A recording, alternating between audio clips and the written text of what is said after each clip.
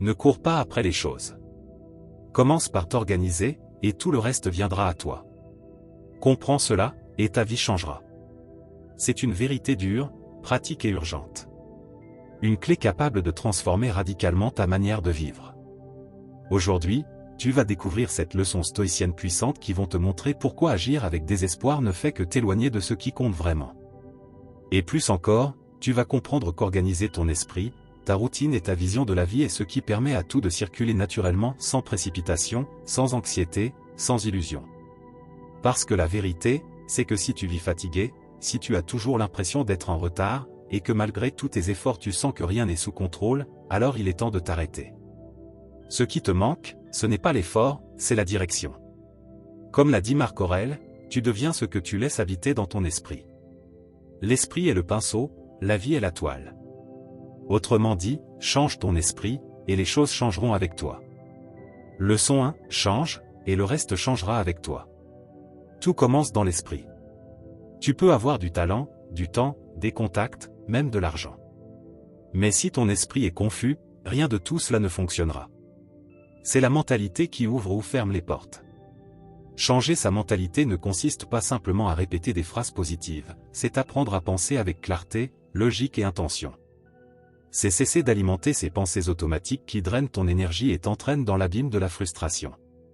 Beaucoup de gens s'épuisent à poursuivre leurs rêves, à travailler sans relâche, tout en vivant intérieurement dans la confusion, se comparant sans cesse, chargés de culpabilité et d'anxiété. Pourquoi ? Parce que celui qui ne structure pas son esprit finit dominé par lui. Un esprit en désordre transforme toute routine en chaos, tout plan en confusion, et même les réussites en fardeau. Épictète l'a parfaitement résumé, l'esprit peut faire d'une égratignure une blessure, ou d'une blessure une armure. La vie n'est pas contre toi. Ce qui est en conflit, c'est ta manière de penser. Si tu vois tout comme une urgence, tu vivras en état d'alerte permanent. Si tu crois être toujours en retard, tu ne connaîtras jamais la paix.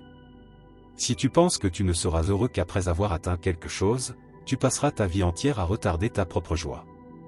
Peu importe ton effort, si ton esprit est programmé pour le manque, tout te semblera insuffisant.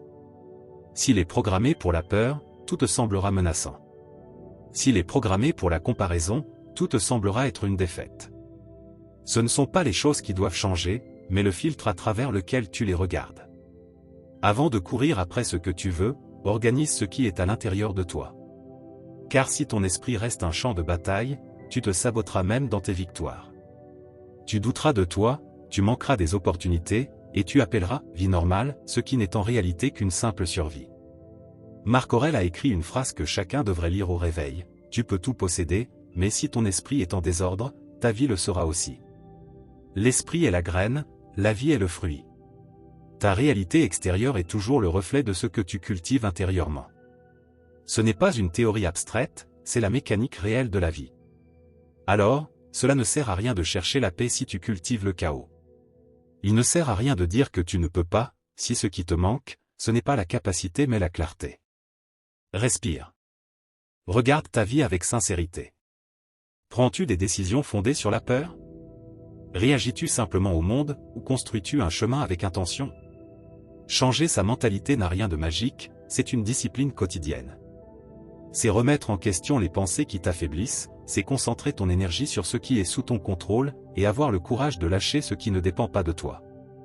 Quand tu organises tes pensées, tu commences à voir ce qui a toujours été là, mais que le désordre t'empêchait de percevoir. Et voici un point essentiel, les opportunités ne surgissent pas du néant. Elles existent déjà, circulant tout autour de toi. Mais tant que ton esprit est encombré de bruit, tu ne les verras pas. Ce n'est pas un manque de chance, c'est un manque de clarté. Celui qui vit dans la confusion ne sait pas agir au bon moment. Il doute, se perd dans les comparaisons, s'étouffe dans les distractions. Mais quand l'esprit devient clair et serein, c'est comme si un voile tombait de tes yeux. Ce qui te paraissait lointain devient accessible. Ce qui semblait impossible se révèle réalisable. Tu n'as pas besoin de courir plus vite, tu as besoin de mieux voir. Les opportunités ont toujours été là, et seul un esprit présent et paisible peut les reconnaître et agir. C'est ce qui distingue celui qui vit à la dérive de celui qui construit son destin. Leçon 2, cesse de courir après. Tu es toujours en train de courir. Tu cours pour atteindre un idéal, tu cours pour ne pas être en retard, tu cours pour prouver quelque chose. Mais t'es-tu déjà arrêté pour te demander, qui a dit que cela devait se passer ainsi, dans cette course désespérée? La vérité, c'est que la plupart des gens courent après des choses dont ils ne savent même pas s'ils les désirent vraiment. Ils vivent comme s'il y avait un chronomètre invisible marquant chaque pas, convaincus que s'ils ne font pas tout maintenant, ils vont perdre leur vie. Mais courir sans direction n'est pas du progrès, c'est simplement une manière raffinée de se perdre. C'est comme monter en courant un escalator qui descend, tu bouges, mais tu n'avances pas. Celui qui passe sa vie à courir après les choses finit par ramper intérieurement. Et le pire, c'est que lorsqu'arrivent enfin les bonnes choses, il ne les voit même pas, trop occupé à forcer ce qui n'est pas encore prêt à se produire. Sénèque nous avait déjà averti, ce n'est pas que nous ayons peu de temps, c'est que nous en perdons beaucoup pour ce qui ne vaut rien. Nous courons après le statut, la validation, la comparaison. La vie devient une course circulaire dont le seul prix est l'épuisement. Et le plus cruel, c'est que lorsque nous atteignons enfin ce que nous poursuivions avec acharnement, nous découvrons que cela ne nous comble pas. Parce que le vide a toujours été intérieur, et courir après n'a été qu'une distraction pour ne pas l'affronter. Le stoïcisme ne condamne pas l'ambition, il enseigne à l'orienter. Au lieu de courir après, les stoïciens observaient, comprenaient et agissaient avec modération. Marc Aurèle, empereur du plus grand empire du monde, aurait pu vivre dans l'urgence et l'impulsion. Pourtant, il écrivait, « La précipitation est l'ennemi de l'esprit. Celui qui court trop ne voit plus, et celui qui ne voit plus agit dans l'obscurité, guidé par la peur et la hâte, non par la raison. » Réfléchis à toutes les mauvaises décisions que tu as prises sous l'effet de l'impulsion. À toutes ces portes que tu as forcées et qui sont devenues des prisons. À toutes ces fois où tu t'es épuisé pour quelque chose que le temps aurait résolu naturellement, si seulement tu avais eu confiance. Courir après est un signe de méfiance envers la vie et envers toi-même. C'est agir comme si tu étais toujours en manque, comme si ce qui t'appartient n'avait pas la force de te trouver. Mais si je te disais que ce qui est vraiment à toi n'a pas besoin d'être poursuivi? Cela vient à toi au moment juste.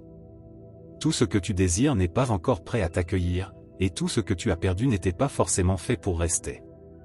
Le problème, c'est que tu veux récolter avant même de préparer la terre. Le cultivateur ne creuse pas chaque jour pour vérifier si la graine a déjà donné un arbre. Il sème, il arrose, il veille et il attend avec patience, confiance et sagesse. Ta vie fonctionne de la même manière. Tu sèmes tes actions, tu cultives ton caractère, tu agis avec vertu, puis tu fais confiance. Car la récolte n'arrive pas pour celui qui court, mais pour celui qui s'organise. Désormais, chaque fois que tu sentiras la tentation de courir après, fais une pause et demande-toi, est-ce que je me déplace avec sagesse ou est-ce que je fuis le silence? Est-ce que je cherche avec intention ou est-ce que j'essaie de combler un vide? La réponse te montrera si tu évolues ou si tu fuis simplement toi-même. Et voici la clé, cesser de courir après, ce n'est pas abandonner, c'est reprendre le contrôle. C'est échanger la désespération contre la présence, l'anxiété contre la clarté, la hâte contre la confiance. Quand tu cesses de mendier l'attention, les opportunités ou la validation, tu commences à les attirer naturellement.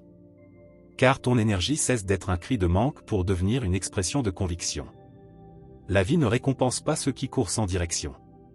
Elle récompense ceux qui savent attendre, agir et faire confiance au bon moment.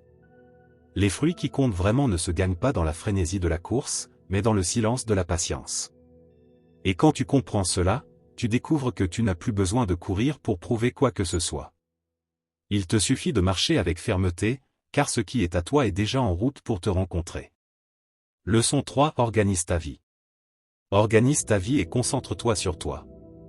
Sais-tu ce que presque personne ne te dit? La confusion que tu ressens aujourd'hui ne vient pas d'une vie devenue impossible, mais du désordre dans lequel tu as laissé ta routine se transformer. C'est dur à entendre, mais souvent, le plus grand chaos ne se trouve pas dans le monde, il se trouve à l'intérieur de nous. Tu veux la paix, l'équilibre, la clarté, mais tu ne consacres même pas 5 minutes à prendre soin de ton esprit. Tu te réveilles en courant, tu saisis ton téléphone, tu entres en pilote automatique et tu ne ralentis que lorsque ton corps te le réclame. Mais réfléchis, comment peux-tu espérer une vie paisible si c'est toi-même qui nourris le chaos? Organiser sa vie, ce n'est pas coller des post ATS sur les murs ou remplir des tableaux colorés. C'est comprendre ce qui est essentiel. C'est cesser de vivre en réaction et commencer à agir avec direction. Se concentrer sur soi n'est pas de l'égoïsme, c'est une question de survie. Le monde te pousse à être partout à la fois, mais le stoïcisme te rappelle que le lieu le plus important où tu dois être, c'est en toi-même. Car seul celui qui se connaît sait où investir son énergie, quand s'arrêter, quand avancer et quand simplement se reposer. Penses-tu au temps que tu gaspilles à vouloir plaire aux autres? À l'espace que tu laisses occuper dans ton esprit par des problèmes qui ne sont même pas les tiens? Tu n'es pas né pour vivre ainsi, dissous dans les agendas des autres, avalé par leurs attentes. Te recentrer, c'est te reconnecter. C'est te demander honnêtement, comment est-ce que je me traite? Qu'est-ce que je laisse entrer dans ma vie? Qu'est-ce qui me fait perdre mon équilibre? Les stoïciens savaient que la vraie liberté commence par l'ordre. Musonius Rufus disait, la discipline est le pont entre l'intention et l'action. Les rêves, les objectifs et les belles paroles ne servent à rien si ta vie quotidienne est en morceaux. Et je ne parle pas de perfectionnisme, mais de responsabilité personnelle. Tu veux la paix? Éloigne-toi des voix qui t'agitent. Tu veux de la concentration? Limite ce qui capte ton attention. Tu veux de la clarté? Réduis le trop-plein de stimulation. Te concentrer sur toi, c'est créer une routine qui te renforce au lieu de t'épuiser. C'est te réveiller et faire quelque chose pour toi avant de te livrer au monde. C'est te rappeler que ton énergie est limitée et qu'elle ne doit pas être gaspillée à résoudre ce qui ne te concerne pas ou à prouver ce que tu n'as pas besoin de prouver. Et voici une vérité inconfortable, ce n'est pas que tu manques de temps, c'est que tu manques de structure. Tu te sens perdu parce que tu n'as pas encore mis d'ordre en toi et autour de toi. Sans structure, même le plaisir devient un fardeau. Sans concentration, même les victoires perdent leur saveur. Alors arrête-toi, observe et choisis avec calme. Dis moins, mais agis mieux. Protège tes horaires. Sélectionne tes conversations. Ce n'est pas de la froideur, c'est de la maturité. Car celui qui ne s'organise pas finit noyé sous les promesses et perdu dans 1000 directions. La vie t'appelle à te traiter comme une priorité, pas comme un dernier recours. N'attends pas que quelqu'un vienne te sauver, cela n'arrivera pas. La responsabilité t'appartient. C'est à toi de créer la base émotionnelle, mentale et pratique sur laquelle ta paix pourra fleurir. Leçon 4: vivre pour prouver quelque chose. Une grande partie du poids que tu portes ne vient pas de la vie elle-même, mais de ton besoin de prouver. Prouver que tu es suffisant. Prouver que tu es capable. Prouver que tu mérites. Prouver que tu n'as pas pris de retard. Mais vivre ainsi, c'est comme courir sur un tapis roulant, tu dépenses ton énergie, tu as l'impression d'avancer, mais en réalité, tu restes au même endroit. Les stoïciens savaient qu'il n'existe pas de chaîne plus lourde que le besoin d'applaudissements. Épictète l'a écrit, si tu veux être bon, commence par croire qu'il te suffit de te plaire à toi-même. C'est dur à entendre, mais vrai. Quand ta boussole est tournée vers l'extérieur, tu te perds à l'intérieur. Pense à toutes ces fois où tu as dit « oui » quand tu voulais dire « non ». À toutes ces batailles que tu as menées alors qu'elles n'étaient pas les tiennes. À toutes ces nuits sans sommeil passées à maintenir l'image que les autres attendaient de toi. Et au final, quelle a été ta récompense? De la fatigue, de l'anxiété et un vide persistant. Parce que celui qui doit constamment convaincre les autres ne sera jamais satisfait. Et ceux qui comptent vraiment ne te demanderont jamais de te trahir pour leur plaire. Tu n'as rien à prouver à personne, ni à ta famille, ni à tes amis, ni à des inconnus. Ta valeur ne dépend pas des applaudissements, mais du courage d'être fidèle à toi-même, même quand personne ne te regarde. Et voici le renversement, lorsque tu cesses de vivre pour prouver, tu découvres quelque chose que personne ne t'avait dit, le silence de la liberté. Tes décisions cessent d'être des courses désespérées pour devenir des pas fermes. Tu agis non plus pour impressionner, mais parce que cela a du sens. Tu n'as plus besoin de disputer l'attention, parce que tu as déjà du respect pour toi-même. Marc Aurèle rappelait que la vie est trop courte pour être gaspillée dans la vanité. Et si même un empereur l'a compris, qu'est-ce qui t'en empêche? À la fin, la vraie question ne sera pas « combien t'ont admiré ?» mais plutôt « as-tu pu te regarder dans le miroir sans honte de toi-même ?» Alors, choisis d'être fidèle à toi-même, pas de vivre pour prouver. C'est cette décision qui sépare ceux qui survivent dans le théâtre du monde de ceux qui commencent, enfin, à vivre leur propre vie. Leçon 5: ton esprit est la clé. Il arrive un moment où il faut cesser de se perdre dans le bruit du monde et avoir le courage de se tourner vers l'intérieur, vers nos pensées, nos émotions, nos décisions. Ce n'est pas le monde qui te bloque, c'est ta manière d'y réagir. Et tout commence dans ton esprit. L'esprit est la clé. Il peut ouvrir les portes de la paix ou celles du chaos, de la liberté ou de la prison. Tu peux avoir une vie stable, du confort, de la santé, et pourtant te sentir étouffé. Pourquoi? Parce que ton esprit est devenu un champ de bataille. Il est envahi par des inquiétudes sans fin, des comparaisons, des souvenirs non résolus, des scénarios catastrophes que tu inventes avant même qu'ils ne se produisent. Combien de fois ton jour commence-t-il à peine, et tu es déjà épuisé? C'est le signe d'un esprit sans direction, comme un cheval lancé au galop sans cavalier. Et c'est là que le stoïcisme intervient. Épictète disait, ce ne sont pas les événements qui te troublent, mais la manière dont tu choisis de les voir. Tout change à partir de là. Car cela montre que la douleur ne vient pas des faits, mais de ton interprétation. Si tu changes le regard, tu changes l'expérience. Pourtant, la plupart des gens prennent soin de leur corps, de leur maison, de leur voiture, de leurs réseaux sociaux, mais pas de leur esprit, le centre de tout. Et quand l'esprit est négligé, la vie devient désordonnée. Tu prends des décisions impulsives, tu réagis de manière excessive, tu te sabotes sans cesse. Prendre soin de ton esprit ne demande pas d'être moine, mais simplement d'être attentif. Observe ce qui se passe en toi chaque jour. Demande-toi, combien de mes pensées m'aident réellement? Et combien ne sont que des déchets émotionnels recyclés? Le stoïcisme t'enseigne à choisir, à filtrer et surtout à remplacer. Par exemple, quand une pensée te dit « tu es en retard dans la vie », le stoïcien ne l'avale pas sans réfléchir. Il questionne « en retard selon qui? Sur quelle base? Que puis-je faire maintenant ?» Ce dialogue intérieur te rend ton pouvoir. Ton esprit n'a pas besoin de plus de stimulation, il a besoin de nettoyage. Il n'a pas besoin de plus de bruit, mais de silence. Il n'a pas besoin de distraction, mais de direction. Ce n'est pas de la froideur, c'est de la force intérieure. C'est construire en toi une forteresse où rien d'extérieur ne peut facilement te faire tomber. As-tu remarqué comment certaines personnes traversent des crises avec calme, dignité et présence? Ce n'est pas un don, c'est de l'entraînement. C'est le résultat de ceux qui ont compris que quand l'esprit est ferme, le monde ne peut pas te briser. Organise ton esprit comme tu organiserais ta maison, jette ce qui ne sert pas, garde à portée ce qui compte, crée de l'espace pour respirer. Rappelle-toi, tout commence à l'intérieur. Tu ne contrôleras jamais les circonstances extérieures, mais tu peux toujours apprendre à contrôler ta manière d'y répondre. Leçon 6, la clarté de Marc Aurèle. Aujourd'hui, tout incite à la précipitation, à la comparaison et à la distraction permanente. Être clair, centré et calme est devenu un véritable acte de rébellion. Et personne n'a mieux compris cela que Marc Aurèle, un empereur qui, entouré de chaos, gouvernait avec l'esprit d'un philosophe. Imagine le poids d'un homme chargé de diriger le plus grand empire du monde, confronté à la trahison, aux maladies, aux guerres, à la mort. Et malgré tout cela, il trouvait le temps d'écrire chaque matin dans son journal, « Aujourd'hui, tu rencontreras des personnes ingrates, arrogantes, égoïstes, vaniteuses et menteuses. Ne sois pas surpris. Prépare-toi. » C'est une véritable leçon de force. Car celui qui s'attend à rencontrer la méchanceté ne se laisse pas abattre par elle. Celui qui s'entraîne à anticiper la nature humaine devient libre de l'emprise de la déception. Beaucoup souffrent non pas par manque de capacité, mais à cause du bruit mental. Ils se lèvent avec des dizaines de pensées contradictoires, submergés par des notifications et des inquiétudes, tentant de vivre et de décider dans ce chaos.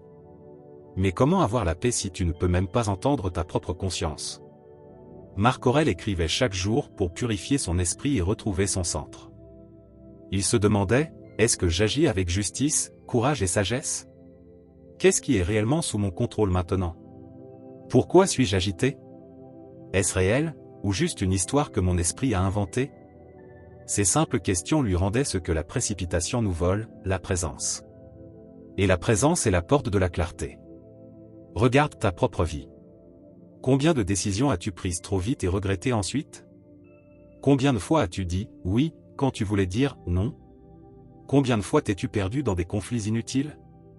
Le manque de clarté te met en pilote automatique, et vivre ainsi, c'est devenir spectateur de sa propre existence. Tu te lèves, tu travailles, tu survis, mais tu ne vis pas vraiment. Avoir de la clarté ne veut pas dire tout savoir, mais savoir où tu es, ce que tu ressens et ce que tu dois faire maintenant. Cela résout déjà la moitié de l'angoisse. Et le plus beau, c'est que la clarté s'entraîne. En écrivant, en réfléchissant, en nettoyant ton esprit. Tu n'as pas besoin d'être empereur pour être lucide. Il te suffit d'avoir le courage de ne plus fuir le silence. Parce que dans le silence apparaît la vérité. Et si tu as la force d'y faire face, tu comprendras ce que Marc Aurèle avait découvert. Rien n'a autant de pouvoir sur ta vie que tes propres pensées. Quand tu organises ton esprit, tu choisis mieux tes batailles, tu ne gaspilles plus ton énergie dans des discussions inutiles et tu cesses de te perdre dans le bruit du monde. Tu deviens une présence qui inspire sans parler. Car dans un monde agité, celui qui a de la clarté brille comme un phare. Alors, si tu veux moins de désordre et plus de sens, commence aujourd'hui. Demande-toi, qu'est-ce qui est essentiel pour moi maintenant? Et si tu y réponds avec sincérité, tu auras déjà fait le premier pas vers la liberté intérieure. Parce que la clarté ne crie pas. Elle ne s'impose pas.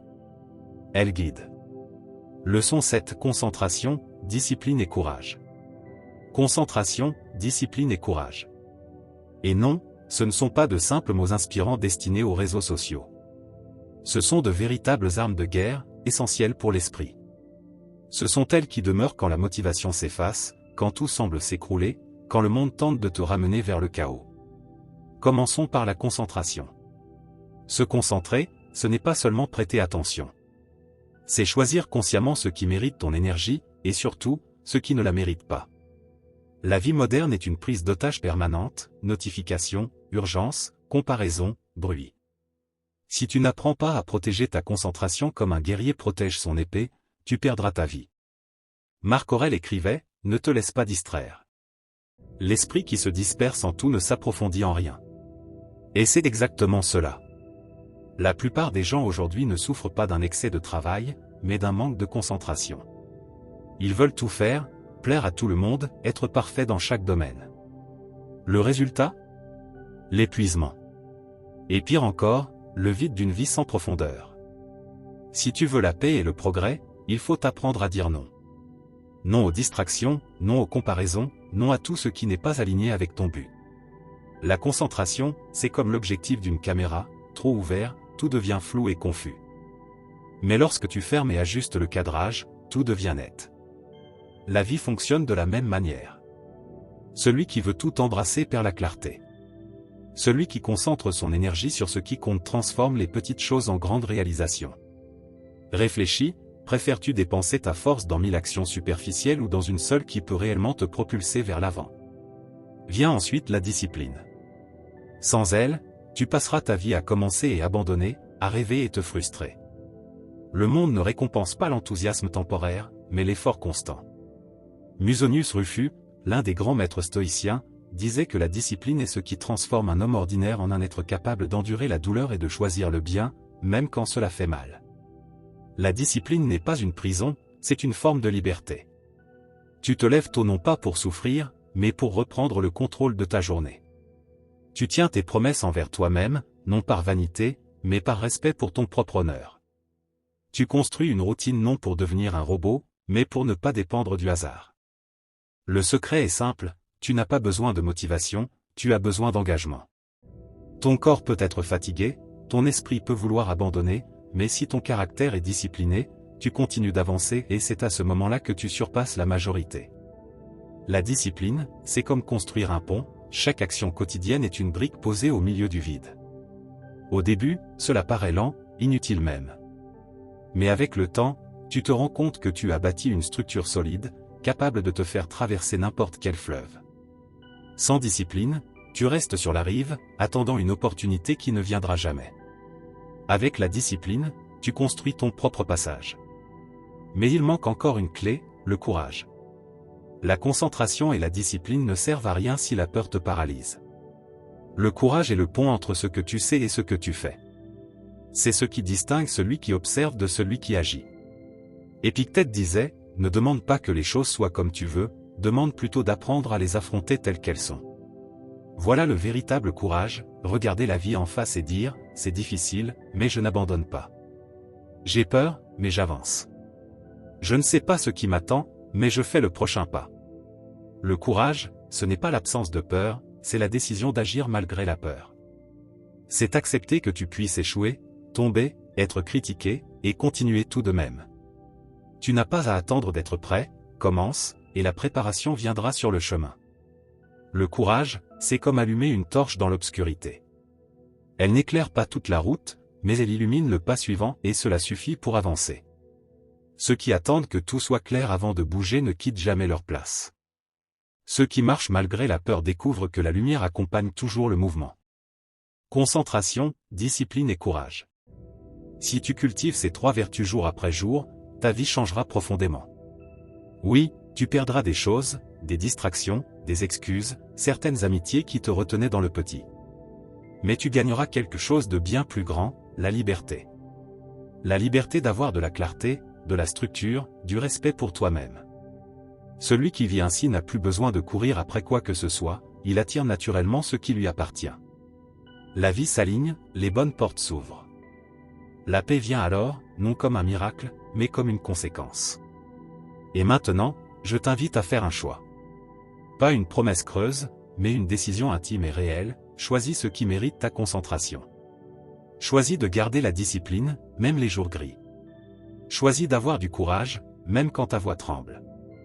Écris-le, je choisis la concentration, la discipline et le courage. Ce n'est pas symbolique, c'est un nouveau départ. Parce que ce que tu cherches à l'extérieur commence à l'intérieur. Tu t'es assez saboté, tu as cru à trop de promesses extérieures.